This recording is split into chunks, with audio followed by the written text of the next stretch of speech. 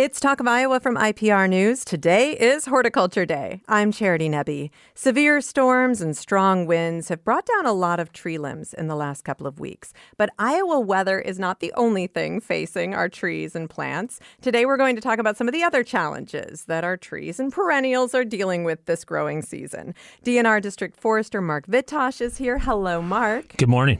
And Iowa State University Extension Horticulture Specialist Aaron Stile is here. Hello, Aaron. Good morning. And we've had a lot of rain in a short amount of time. We've had some pretty serious storms. We've also had some really incredibly lovely weather, at least from the human perspective. Aaron, give me kind of an overview. How do you think the growing season is going so far? You know, it has been an interesting one. I feel like overall it's been relatively positive. April was a little wetter than normal. In fact, I feel like I heard maybe the fourth wettest on record. It was a pretty wet April, and then we went into a very dry May, and that's unusual in of itself. And then we rocked back into June with a lot more moisture, and at least, especially in the last week or so, a lot cooler temperatures than normal. And that kind of stuff is actually really wonderful, especially for newly planted things, to have that regular moisture and moderate temperatures. It reduces a lot of stress on the plants. Now, I say this, and Northwest Iowa didn't get to do any of this. Northwest Iowa is a lot drier than the eastern two-thirds of the state. And so they're seeing something different up there. Yeah. It is drier up there. And so, but we all seem to be having more moderate temperatures. And like every spring, we had some pretty big storms roll through in different areas, and that's caused some damage to plants. But overall, so far, it hasn't been a terrible start, I feel like. I think that's good. And all right, I want to set Mark the storm damage aside for now. But let's talk about some of the other issues that you're seeing on trees this spring as you're doing your surveys. What are some of the indications you're seeing? Well, I would like to add that the last couple years we were really dry, and going through the winter, coming up, we were kind of talking about pre-drought and stuff before we got those April rains and stuff. So all those things expose plants that are already in the ground to stresses and maybe setting things up. But with the moisture, every time I think people call about their sycamores, we had a lot of sycamores that turned brown this spring with anthracnose. We've seen that all over the state. We see it pretty much every year if we get some moisture, but some of these dry years, we weren't seeing it as much. Usually when people call me with anthracnose, I tell them, wait till July 4th and things will be okay. And if it's not, call me back. I have noticed this year, though, it's kind of hanging on a little bit. I'm still seeing some brown leaves fall off, a little bit of defoliation. So with that moisture and stuff, things are kind of hanging on. The other thing... Anthracnose is a fungal disease? Yes. It's a fungal disease on leaves. It's a common... We use the term anthracnose because there's a number of fungi that can cause, depending on species. But it's very common on sycamores. That's kind of the one that we always see it on. But we can see it on oaks. We can see it on maple. When we had ash, we could see it on ash. We still see it on ash. But it's a very common disease. And so when we have that kind of moisture, we have that. But the other odd thing with that May kind of dry weather, we had a thing on hackberry basically where the leaves started turning yellow and just falling off. And it was mostly the inner leaves starting to fall, and I got a lot of calls and saw a lot of hackberry kind of statewide. I see Aaron nodding his head. He got the same thing, and I know you guys got it here too. And what we basically saw was with that early moisture, good trees got going good, and all of a sudden, bam, and it was around here in eastern Iowa, we were probably at about 4 weeks where it stayed pretty dry, and their tongues were starting to hang out a little bit. And so trees adjust to that. And the way the hackberry adjusted was they basically turned off leaves that weren't getting enough moisture and they just drop their leaves, turn yellow. We see that in the fall too, and I've seen that the last couple years in the fall on hackberries, especially on dry sites, but we see it on cottonwood, we see it on river birch. When they get dry, they'll drop their inner leaves just to adjust and try to get back into balance. So that's, and then the one other thing that I'm kind of getting quite a few calls and seeing a lot the last couple weeks is cupping and curling of leaves. Could be hackberry, redbud, but a lot of oaks, bur oak, red oak, white oak, a lot of different species getting that cupping and curling. There's a number of potential causes. We can get mites and aphids. If we get heavy populations of those insects, they can cause cupping and curling. Sometimes frost damage can do that too, but we always throw out herbicides. Could be lawn herbicides, agriculture herbicides. There's growth regulators like 2,4-D and dicamba that can cause cupping and curling. The thing we got to tell folks, though, just because it's cupping and curling, I can't sit there and tell you 100% that that's herbicide. Right. I can say it's very similar to the kind of symptoms that we might see with it, but I would say I've seen quite a bit this year. And More than usual?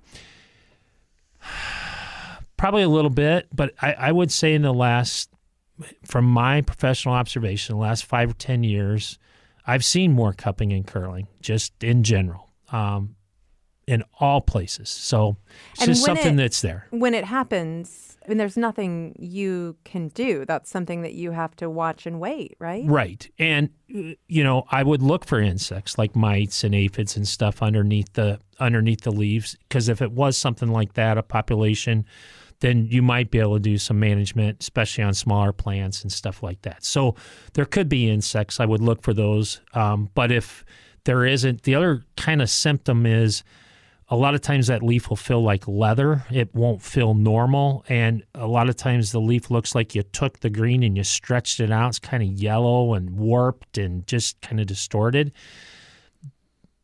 That's very similar to what growth regulators can do. But you're right. You can't do anything. If we have dry periods and you have individual plants and they seem stressed, obviously we always talk about supplemental water, stuff like that. I wouldn't fertilize extra, anything like that. It also sounds like maybe you want to take a picture and make a note that this happened this year, because our memories are not perfect, Mark. Correct. Next year, we'll be looking at that tree and we will think, was that last year? Was that 2 years ago? Do a tree journal or something. Yeah. I do a mushroom hunting journal every year, and I write little paragraphs so I can remember when I found things and what was different. So, and that really helps me because I do forget. So yeah, there's if somebody really thinks there could be herbicide drift in their situation, they can call the Iowa Department of Ag and Land Stewardship within 60 days of that potential situation, and you can go online and see how it is to report if that is a concern.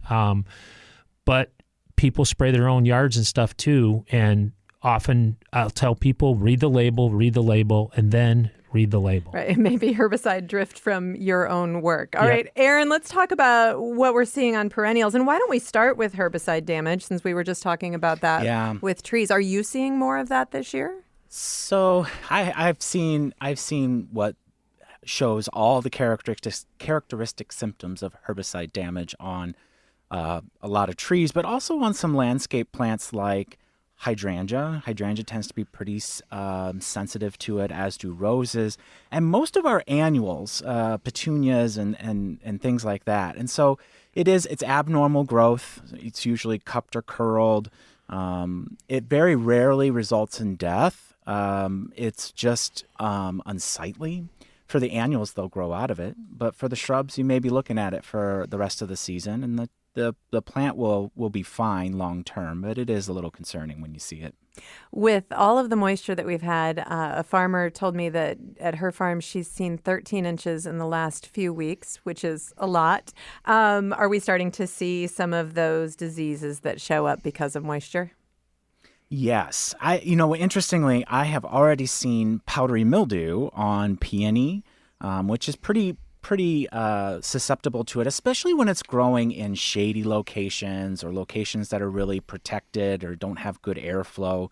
we see powdery mildew. And honestly, we don't usually see it show up quite this early, but it's not unheard of course. And I've definitely seen it already on that. And then the other kind of big players when it comes to powdery mildew in the landscape, besides lilac, would be bee balm and phlox. And all of these perennials that are really prone to this, you can avoid this issue by making sure they're in full sun and finding cultivars, especially with bee balm and phlox, finding cultivars that are resistant to the disease and using those in your landscape instead. You can spray for powdery mildew. It's kind of a race against it, though. I mean, it's more about being preventative, and usually we don't think about it until we see it. It's not a problem every year, depending on the weather. It's just hard to keep ahead of it. And so finding plants that don't have it or aren't prone to it is the best way to approach it. You're also seeing holes on roses. Yeah, well, on lots of different things. Yeah? And this is also concerning when you see it. Roses seem to be one that I see on these perfectly circular holes on the leaves. I also have, you see it on other plants though too. I have a carpinus, and it has the whole thing, a hornbeam. The whole thing is covered with leaves full of little holes, and these are typically from leafcutter bees. And they don't cause long-term damage to the plant. They are a beneficial insect in a lot of other ways, but they do make these leaves look kind of like Swiss cheese, and right. it is a little weird looking and worrisome. But overall, the plant tolerates it just fine. You might not be able to take it to the state fair, but most of us aren't taking anything to the state fair, so it's fine. All right, we need to take a short break. We'll be back in just a moment. With me today, Aaron Stile, Iowa State University Extension Horticulture Specialist. Mark Vitosh, he is here, DNR District Forester. For more gardening information and tips, please subscribe to our Garden Variety newsletter. You can find out more at iowapublicradio.org/garden. I'm Charity Nebbe.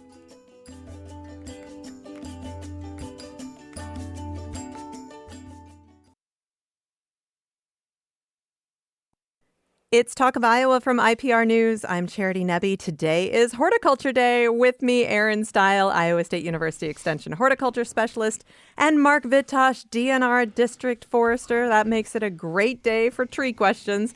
Give us a call with any of your questions. 866-780-9100. 866-780-9100. Send email to talkofiowa@iowapublicradio.org.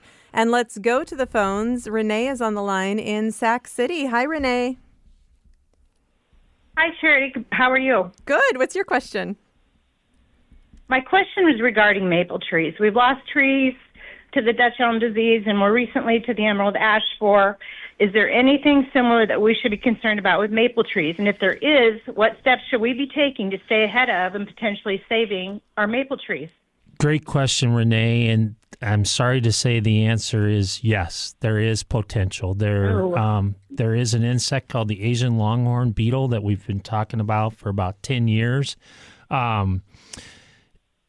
And I would find out about that insect. It's a borer similar to the emerald ash borer. It's a much bigger borer, can cause pretty large holes. And the challenge is it can attack a number of different species, but one of its favorite foods is maple. I would just be aware of it so you know what to look for. It has not been found in the state of Iowa. We have a lot of maple, so it's something we continue to monitor for and watch for. We actually go out when we do inventories and stuff. We look for declining maples. We look for issues. So it's something that we have continued to watch for, especially probably over the last 4 to 5 years. So we're really looking for it. The thing I would tell you is if you have potential for diversity, I would continue to add diversity.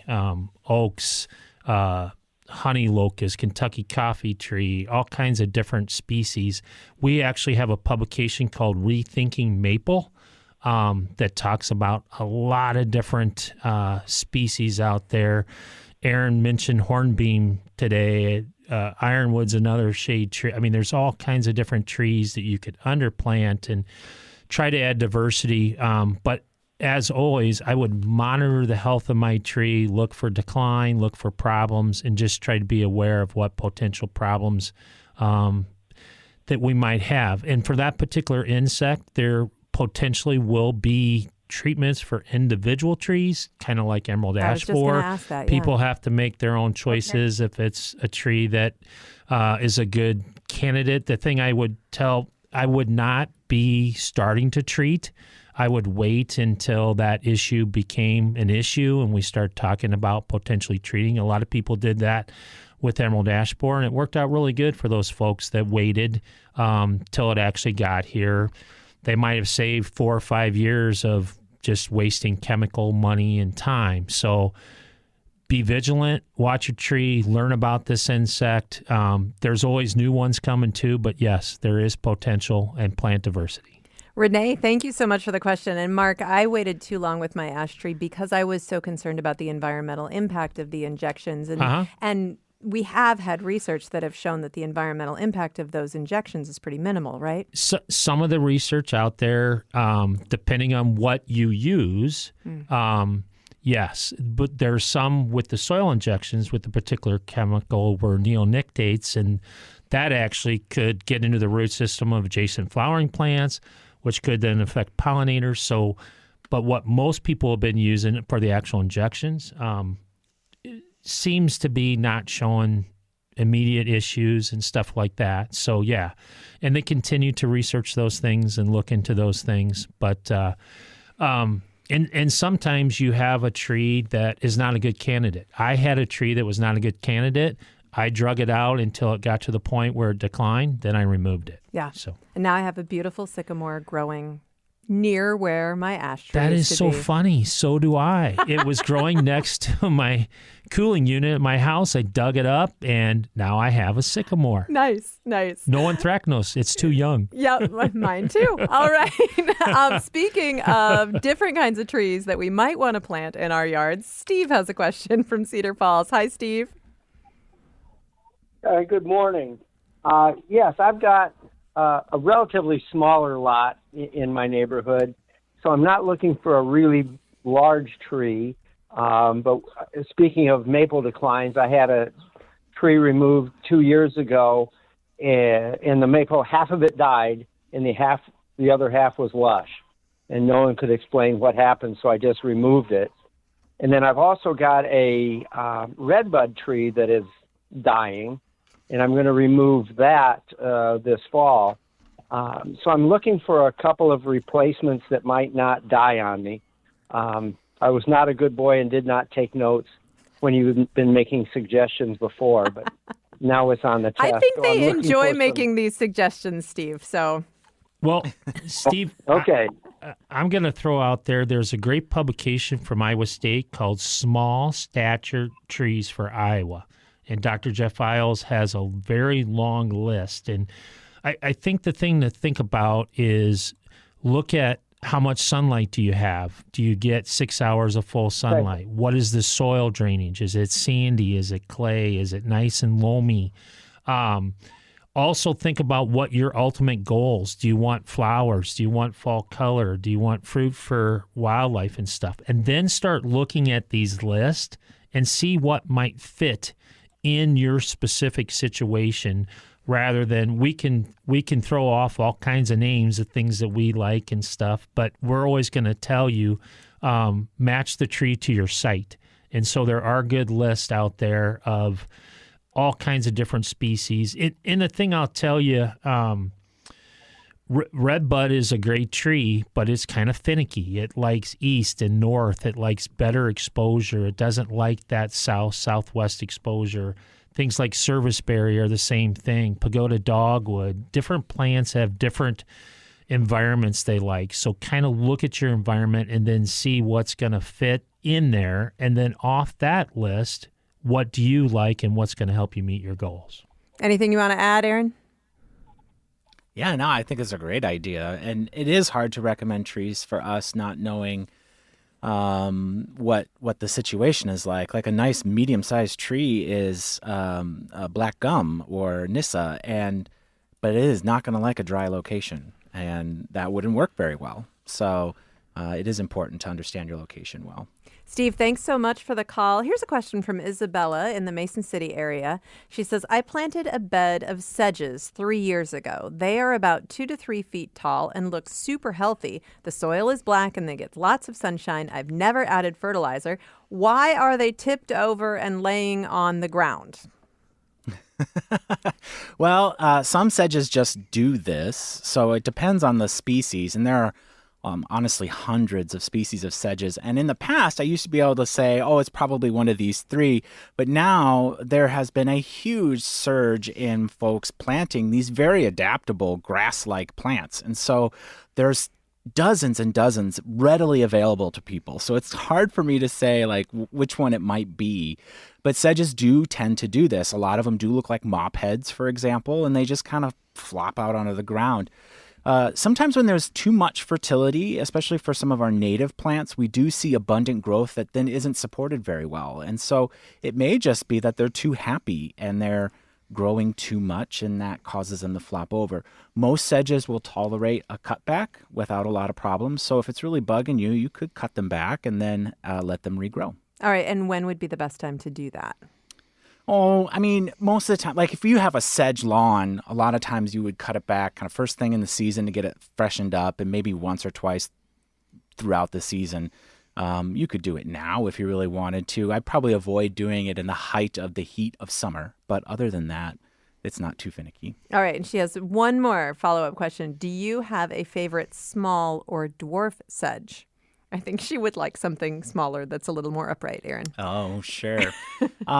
There is, so one of the more readily available ones out there is Pennsylvania sedge, pen sedge, as some folks will refer to it. And that one is one of the few that actually spreads a little bit more like grass. So if you're looking for something that fills in an area relatively quickly, that one's really nice. I also like rosy sedge, which is another native sedge to this part of the country, and it's just a lovely little color and size. All right, let's go back to the phones. You can call 866-780-9100, 866-780-9100, or send email to talkofiowa@iowapublicradio.org. Dee is on the line next in Sully. Hi, Dee. Hi, thanks for taking my call. Yeah. Yes, by the way, you have a great program. Oh, thank you. We have had multiple experiences with chemical drift from surrounding farm fields. We've noticed, especially this year, it's even affecting more of our oaks and our ornamental pears. We have had agronomists look at our damage and claiming that they will grow out of it, and that's not always the case. They like to dismiss this problem, and we've had a fair amount actually die. We feel it's a cumulative effect of years of the chemical drift, and it weakens the shrub or the tree that we're trying to plant or trying to grow, and to the point of death. It's a big problem out here. We're surrounded by farm fields. We're right in the middle of, we're right in the Midwest here, and we're not the only people. I realize that, but it's a big problem, and it needs to be addressed, and more people need to speak up. Dee, thanks so much for sharing your experience. That sounds incredibly frustrating, and thanks for bringing it to our attention. Mark, do you want to comment on cumulative effect? I mean, if you have herbicide drift one year and you've got curled leaves, maybe that's not a big deal, but what if that happens 3 years in a row? Well, if that's what it is, and that tested, and you could see that that's what it is, I think it's like anything else. I always tell folks, I'm not a doctor, but if I continue to get colds and I don't take care of myself, and that, if you have plants with distorted leaves that aren't photosyntheting correctly or enough, that can cause stress. A lot of times, as Aaron said, usually when you see the damage and it's not brown and it's still green, those plants are usually going to live. In general, they're going to live. But just like any stress, we talk about drought, we talk about floods, heavy moisture, anything. If you add that up, or defoliation from Japanese beetle, we always say, well, it doesn't kill the tree, but if they get defoliated year after year after year after year, that can start to maybe cause some stress, which could predispose them. So that's always a concern. All right. 866-780-9100 is the number to call. You can send email to talkofiowa@iowapublicradio.org. Jack in Des Moines says, or wants to ask, how can a cucumber tree be replicated? Oh, so like a cucumber magnolia, I would think that's guess. what he's asking. Okay. Yep, that's what I would guess too. Yeah. We don't How- have hanging cucumbers. So. Right. Well, yeah. I was But- a little, so- I was so a little that's- stymied by the question. So, how could you replicate a magnolia tree? Who wants to answer that? Well, I feel like, I can't remember off the top of my head what type of cutting magnolias usually respond best to, but cutting certainly would work. And a simple search online will tell you, if it's hardwood or semi-hardwood or softwood, and basically it just indicates the time of year you would take the cutting and the type of material you would take off the plant. And often, if you don't know for sure, semi-hardwood is kind of a good one to start with, and that would be stuff that is kind of early to midsummer when you would harvest it, pencil-sized new growth. And get it to root in sand or perlite or something like that. I'm sure you can grow it from seed, but what I don't know off the top of my head is what kind of stratification, if any, kind of cold treatment, if any, it needs to germinate. Usually, the easiest way to do this is to collect the seed from the fruit, which does kind of look like weird-shaped cucumbers. Which is maybe where the name Small, comes from. weird but, shape. Okay. Yes. Yeah, they're not very big. That's true. The ones in pickle jars, like that's smaller than that sometimes. The easiest way to deal with that would be to plant them in the fall and then see what, plant them in a nursery bed and see what comes Right. up. And, So they do and the go from cold there. stratification on their own. There is a Yeah. USDA book on growing tree seeds that if you do a search, you can find that online, and it'll talk about the different treatments and stuff. But as far as cuttings, there's a lot of hardwood species a lot of times aren't as easy as some of the shrubs and other things as far as cuttings. So All right. Let's go back to the phones. Dave is on the line in Johnston. Hi, Dave. Hello. What's your question? Well, I had a beautiful northern catalpa. We had gotten through the Johnston Tree Program, and I planted it, and it was just 5-6 years of growth. And last fall, it looks healthy, and this spring, nothing. Dead as a doornail. And I'd love to replace it, but I don't know. I don't want to lose another beautiful tree again. that's a great question, Dave, and it's really hard to know. I guess the one thing I'd look for is first thing I would do is go up to that tree and just see how stable, if you haven't removed it yet, how stable it is in the ground to make sure there wasn't some root issues, some things going on, because even if it's dead, you should be able to go up to that tree. It should be pretty sturdy in the ground if it's been in the ground for 4 or 5 years at least. Very sturdy. Yeah, if it's very sturdy. The only thing that I can think about, one possibility, there's a disease called verticillium wilt, but you generally would see those symptoms. You would have seen some wilting and stuff, so I would be looking at the base of the tree to see if there's any trunk damage or anything else, but there's just, other than verticillium wilt, which typically you would see the symptoms, there's not a lot of disease issues that... So I'm usually thinking there was some kind of damage. Did you remove anything else around the tree or anything? No? Okay. So Nope. The other thing I would do is when you remove that tree, I would kind of do an autopsy, and if you can dig around the base, make sure there was no stem girdling roots or anything like that. Other than that, it's hard to say what killed that tree. I would look at the soil and see if it's too sandy, clay. Just try to find anything in that situation that may have caused that tree to.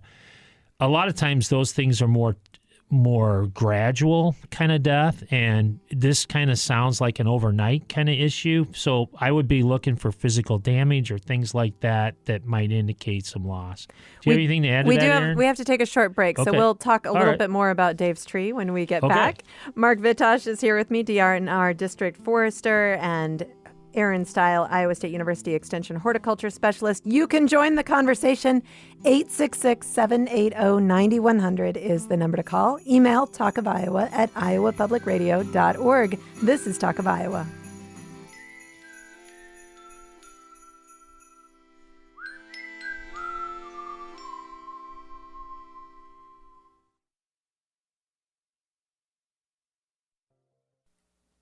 It's Talk of Iowa from IPR News. I'm Charity Nebbe. It's Horticulture Day today, and you are welcome to join the conversation with your questions.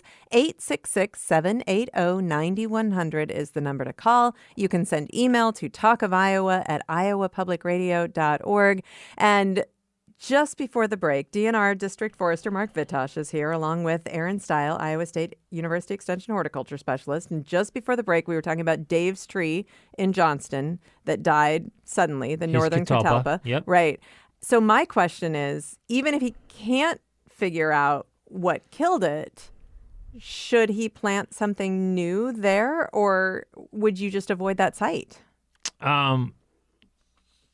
If he can move it a little ways, just because there might be something drainage-wise or something like that, I would. I definitely would. If he can't move it and he still wants to plant, I probably wouldn't plant another catalpa. I would actually look at the Iowa State publication on verticillium wilt and look at the list of species susceptible and not susceptible, and then maybe look at that list, and if I was going to replant, just in case that might have been, again, it just doesn't. It's one of those head scratchers, and we get those, again, without being out there, not seeing the tree, not trying to figure things out. But if he could move a little ways from there, even 10 feet, and still get the benefits of what he wants, it might be something to think about. All right. Or really dig up that site a little bit as he removes it and just see if there's any underlying issues that maybe he wasn't aware of. All right. Maybe something is visible. The autopsy part of the process. It helps sometimes. All right. And we're going to go back to the phones. Mike is on the line in Cedar Falls. Hi, Mike. Hello. Thanks for taking my call. Yeah. I had a very well-established rhubarb plant for 25 years. This year, it did not come up in the spring as it should have. Eventually, it did send up a couple of stalks that got 8 inches tall, and then they just kind of withered up like they had been sprayed with herbicide. The only thing that has changed in the site was I have stacked several cords of probably red oak firewood within feet of that plant. I wondered if that could have affected it before I replant. Gosh, I wouldn't think that immediately would cause a lot of damage to the rhubarb unless, it was causing a significant amount of shade or something like that. But even a really well-established patch would tolerate shade for one season or something like that. So, and rhubarb's not known for a lot of disease issues, although there are a couple of things that can bring rhubarb down, both insect and disease-wise. That's not typical. 25 years is a good run for a patch of rhubarb, and so it may have just kind of run its course, and it might be nice to replace it anyway. And finding a nice named cultivar, Victoria is one, Canadian red, Canada red, I can't remember which one it's called, but is also a nice cultivar. And getting a new one established could be a nice way to start fresh. And I wouldn't put it in the same location. I would find a new location, making sure it's in full sun. A lot of times, established rhubarb patches end up in the shade after 25 years, so making sure that happens too.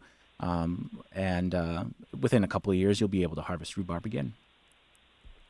Well, this was in full sun, and I liked it because it was the old-fashioned rhubarb that got very, large, thick stalks and stuff. So I'll try to find something to replace it. All right. Good luck, Mike. Thanks a lot for the call. 866-780-9100 is the number. We've got another catalpa tree question. Guess today is the day. Hi, Mike. Hello, how are you? Good. What's your question? I love the show. Thanks.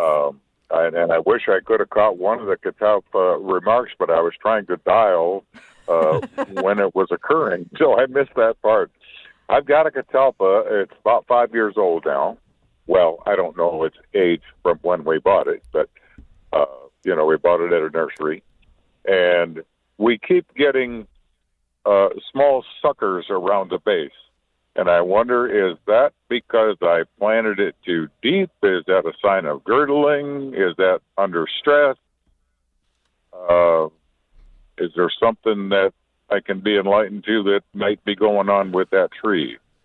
Could be all the above, Mike. You actually gave all the potential causes: planting depth, stress, stem girdling roots. So one thing I would do is I would look at that tree and see how it comes out of the ground. If it comes out more like a telephone pole, then you might have a depth that's a little too deep. If you can actually look at your hand and put your thumb out where you see kind of a flare where it comes to your fingers, that's the root collar or the trunk collar. If you see that, you're probably at the right depth. But if you have mulch or anything, I would just slowly pull the soil away from the trunk of that tree and start looking for the first lateral roots. And generally they should be in the top inch or two. If they're not, and you keep going, you might have a tree that's a tad too deep. So that could be part of the issue. We've had some drought and other things, so sometimes stress, but sometimes you're going to get plants for whatever reason. Crabapples do this a lot, lindens do this sometimes, and just individual plants just want a sucker.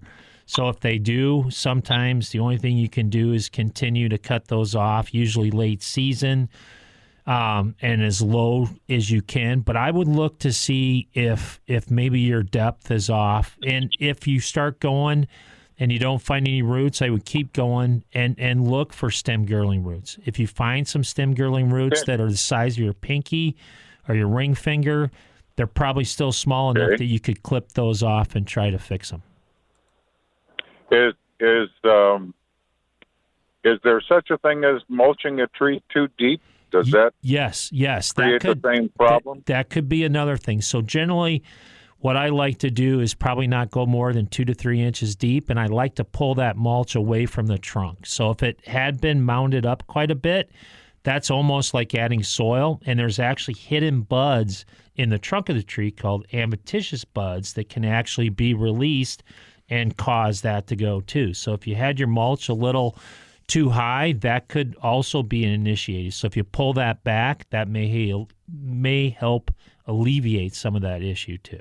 Mike, thanks so much for the call. You can call 866-780-9100. You can email talkofiowa@iowapublicradio.org.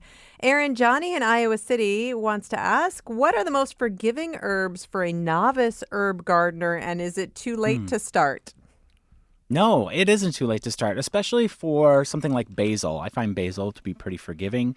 It's a pretty fast-growing crop. It's also kind of ornamental, so that in that way. In general, most herbs are easy-to-grow plants. They don't require a lot of fertility.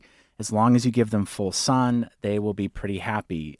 Some other ones that are on my easy-to-grow list, chives, parsley, cilantro. Cilantro is a very short-term herb, so don't be surprised if it's only around for, maybe 4 weeks, especially in the heat of summer. But you can always replant a new round when the old one melts away or is done or goes to seed or something like that. I did laugh a little when you mentioned chives being easy to grow because they're so easy to grow that they're hard to get rid of.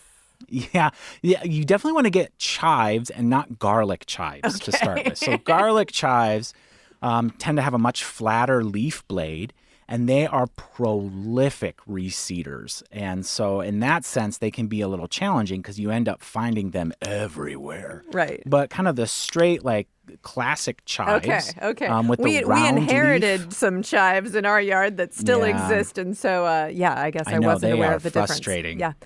Yeah. Yeah, they are frustrating. But the kind of the classic one, they'll usually have a pink flower. Garlic chives has more of a white flower. Okay. And that'll make it a little easier. Well, I'm so glad you asked that question, Johnny, because now Aaron is helping me too. You also would not recommend that Johnny start with mint, which is also very easy to grow. Mint is very easy to grow, but it can get out of hand very quickly. It's a very aggressive spreader. All right. Here's a question from Greg in Story City. Since the frostiness has wiped out my Honeycrisp crop, is there any point in spraying for bugs and disease? Well, for the health of the tree, especially disease-wise, it can be really beneficial. Most of the insect pests we have in apple affect the fruit. So if we don't have a lot of fruit, then, we're not as worried about that. But the common diseases are very much on the foliage. And that can, especially if they get really severe, it can be really hard on the tree. And the tree is setting flower buds for next year. And so we want it to be as healthy as possible. And so doing stuff to reduce scab, powdery mildew, we want to avoid fire blight in particular. That'll take the whole tree out. And rust. Those are the big ones. So that would still be beneficial. You might not have to lean in so much on the insects, though. All right. This one's a sad one. Mike in Boone says, our 9-year-old eastern redbud tree has taken a beating with the winds of spring, resulting in several branches splitting at their forks. Should we lash together the limbs, prune the parts that will most likely die, or give up and admit we can't have nice things? This is Mike? Yeah. Okay, Mike. I think you can have nice things, Mike. I believe in you, even if Mark's answer is discouraging. My answer is going to be clean up what you can, especially the really bad split stuff. Trying to kind of bring it back together is really hard to do. But, it's in the eye of the beholder, Mike. And if you have a tree that maybe some of us would look, hey, it's easier to start over, but you can work with it, especially a red bud. They don't get very big. Sometimes they'll put on a new leader. So I would prune and fix what I can and treat it as well as you can, take care of it, and try to work with it. And then you make the decision, hey, do I need to start over or what? But a lot of times I think you can work with them, especially a red bud, unless it's 2 stems right down to the bottom, then that's not good. But if it's individual branches and you still have, 50% of the tree, I think you could still try to work with it. All right. And How's that as a positive? That's very positive. Okay. And you are good enough. And even if this tree dies, you can have nice things. Yes. All right. Margaret says, I received an oak tree in honor of my dad 6 years ago. It's now about 9.5 feet tall. I have since moved, and I have the opportunity to now relocate that tree to where I currently live, about 45 minutes away. Can I do this successfully on my own, or would I need to hire a professional? I don't want to spend a lot of money on this, so what would my best options be? 9.5 feet tall. The best option would be a very large tree spade, probably an 80-inch, which is not going to be cheap, but that's going to be the best option probably next spring. But I would work to see, did you indicate where she's at? She did not show Okay. If she's close to Waterloo, Iowa City, Des Moines, there are folks that have larger tree spades. I would reach out to them and see how much it might cost, but the backhoe is probably not going to be the best option. Yeah. So a larger tree spade would give her the best potential to have success. And 9.5 feet tall, there's no way she could just do this on her own. No, it trying to dig it up and trying to, you could ball and burlap a tree that big, but you wouldn't do that on your own. And it would take somebody with a lot of experience to do that too. But you may check with the local nursery. 9.5 feet is pretty big. So I think a tree spade is probably would you agree, Aaron, is probably going to be the best option for moving a tree that big. But it is possible. But it is going to be more expensive. Right. Yep. And if she can't do that, and if the money is too much of an object, she could plant an acorn from the tree? I was just going to say, if over the next couple years, if they were willing to let her collect some acorns, that's probably what I would do. And, an acorn tree or a tree from an acorn tree, a tree from an acorn usually will grow pretty quick. So if you put it in a cage, you protect it, within 4 or 5 years, you might be at 6 to 8 feet again. So it can be done. All right. Raj says, I purchased a 6-foot-tall serviceberry tree from a big box store and planted it in my south-facing front yard with full sun. The tree is there, flowers a bit in the spring, but hasn't grown since planting. I think the person who I hired to plant it has planted it deeper than it should have been. Would that stunt its growth, and is there anything I can do about it? So back to what we talked about earlier, yes, it could stunt its growth. And so what I would do is look for the root flare, which is kind of like the base of your thumb. If it looks like it's straight up and down and kind of round going into the ground, I would slowly pull the soil away. And if you go a couple inches before you find a first main root, it was probably too deep. So you could, it's kind of hard at this point to replant it, but you could kind of dish it out a little bit. And try to help it out that way, and then also look for stem girdling roots. But that definitely could have an impact. And being in a south exposure, they prefer kind of an east, northeast kind of cool environment with heat and stuff. If there's reflection off the house or cement or asphalt, that can have an impact too. Susan says, lots of tree questions here at the end. Sorry, right. Aaron. All right. Susan says, I'll bring him in. I have a middle-aged maple tree that turns a brilliant color in the fall that has a narrow split at the crotch of the tree. On a windy day, I can see it move a little bit. The crack opens a small amount. The branch that moves is right next to my house. Would a cable through the tree help keep it together?